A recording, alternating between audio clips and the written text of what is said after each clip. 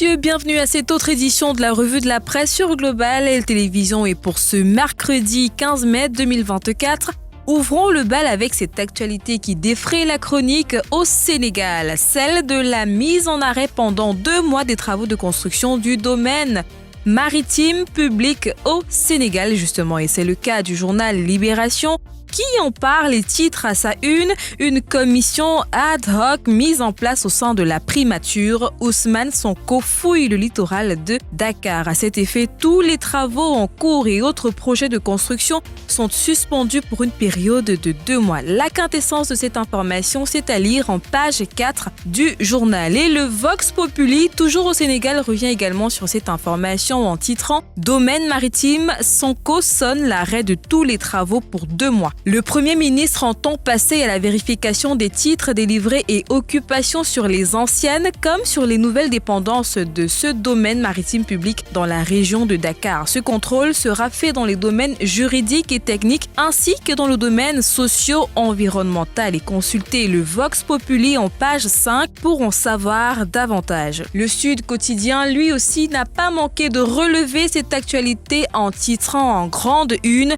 croisade contre la prédication foncière sur le domaine public maritime. Sonko plonge dans le littoral. À présent, allons en Côte d'Ivoire et commençons par le Bélier qui met en une présidentielle 2025. Adama Bitogo déclare sa candidature et pour avoir toute l'information, n'hésitez pas à lire le quotidien Le Bélier. Le quotidien également d'Abidjan s'intéresse à la présidentielle 2025 et nous propose les 10 piliers du programme de gouvernement de Gbagbo.